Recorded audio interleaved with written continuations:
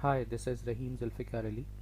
In this video tutorial, we will learn again related to the time intelligence DAX, and we will try to calculate previous year balances and next year balances. Now for calculating it, we need some data to be import into the Power BI.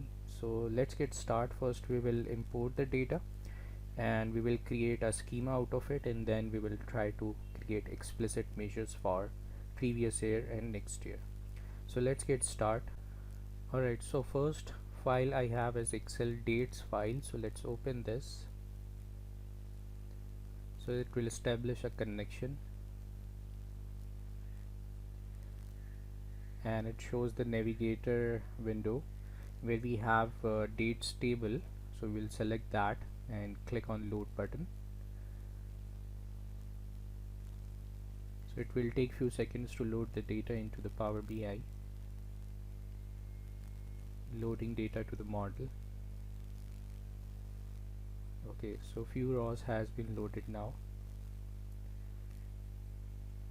So we got the dates table, right? Next, again get data Excel workbook. Now we have product sheet, so let's import this as well. Okay, so we will import the products. This is as name range, so we'll select this, click on load.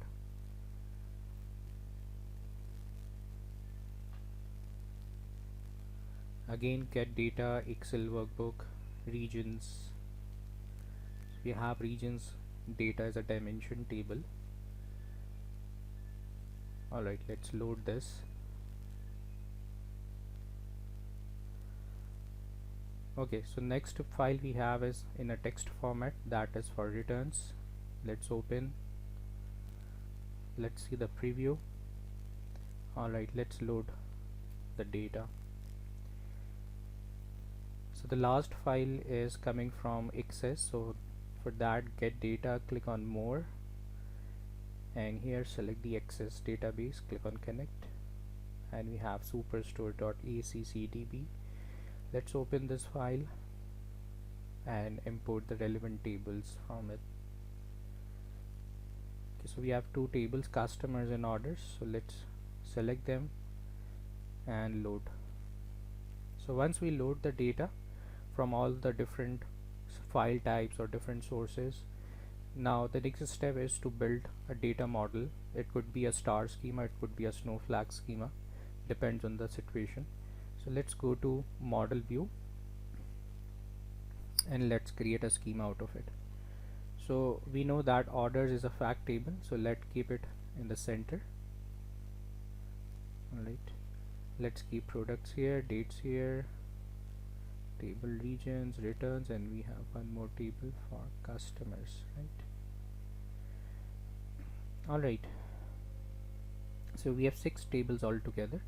Let's quickly connect. So I hope you know how to connect fact and dimension table. You identify the common column available in both the tables. So in this situation, orders and customers, customer ID is the common column, right?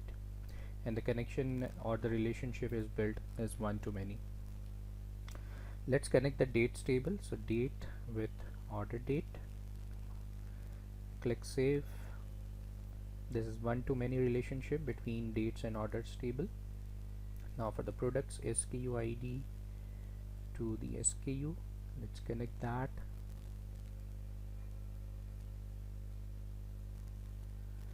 Alright, let's click on save. Alright, then returns table, order ID versus order ID, join them, click save. And there are two dimension tables, customers and table regions. Let's connect province with the province ID. So it's technically a snowflake schema. Okay, so once we created the schema, now we need to also add some calculated columns before we proceed to time intelligence DAX. So what we need is we need two additional columns here, net sell price and order amount as a calculated column. So let's click on new column. This is just a one-time process, and I am repeating it for those who are watching these lessons for the very first time, that how to go with from the very scratch, from importing the data to creating a schema and then adding some calculated columns. Now once we're done with this, in the next time intelligence DAX videos, you don't need to do this process, you just need to apply all those DAX straightforward. Okay. Alright, so we were talking about adding some calculated columns. So what we need is we need net sell price column. So this is the column name. After equal sign, what we're going to do is we will say that unit sell price, that will be multiplied by 1 minus discount. So we need to eliminate the discounting factor from unit sell price to get the net sell price. And another calculated column we need to add for net sell price multiplied by order quantity. Alright, so this next column is for calculating the order amount, which will be net sell price multiplied by order quantity. So this will be known as order amount.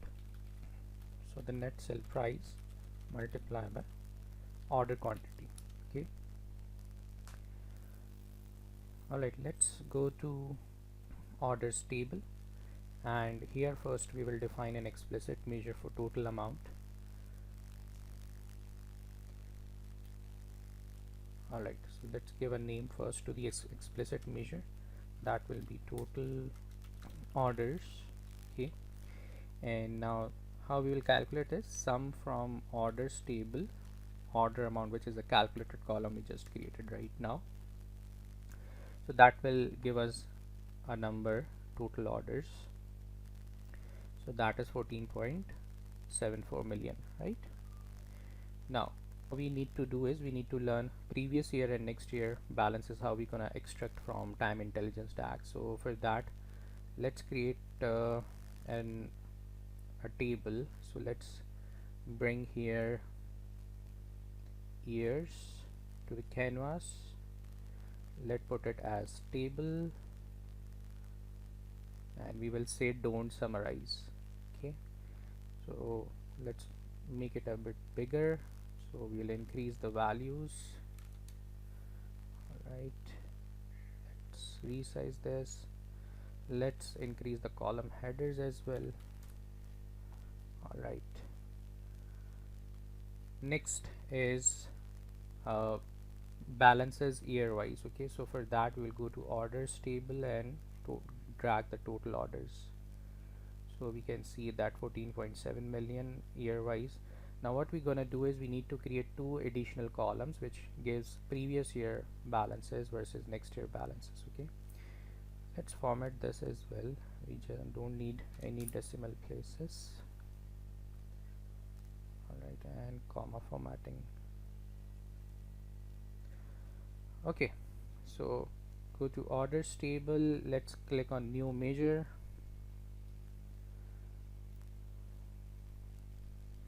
let's name as order amount previous year. Okay, and let's write DAX here equals to calculate, so I can call the explicit measure, that is total orders. Go to the next line, and here we will write previous year. Now we have previous quarter as well, previous month as well, and previous day as well. Okay, so previous year, we need to define the dates, so that will be coming from dates table, date column, close the bracket, press the enter key, and let's drag it to this table. So now here you can see in 2010 raw we have total orders for this current year, and the previous year balance 2009 is coming next to this here, right?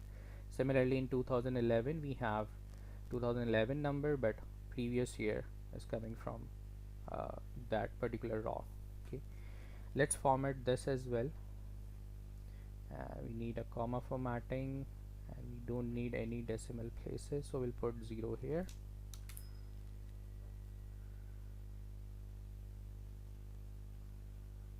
Alright, next is order amount for the next year. Okay, so how are we gonna do that? Again, let's go to new measure. First we will give a name. Okay, first we'll give a name, order amount next year, so equals to calculate, again we'll call explicit measure, that is total orders. Here we will say next year. Now we have other time period as well, next month, next quarter, next day, so we'll select next year, dates table, date column, close the bracket, and let's drag it here, and we'll do the formatting as well for that. So we click on comma formatting, and we need no decimal places, so 0. So now here you can see in 2009 we have this current total orders, and the next year showing here is, which is 2010, right? So in 2010 we can see next year 2011 orders as well, raw by raw. Okay. So that's how we have created the explicit measures for order amount previous year to be shown on just one row with respect to the next year as well.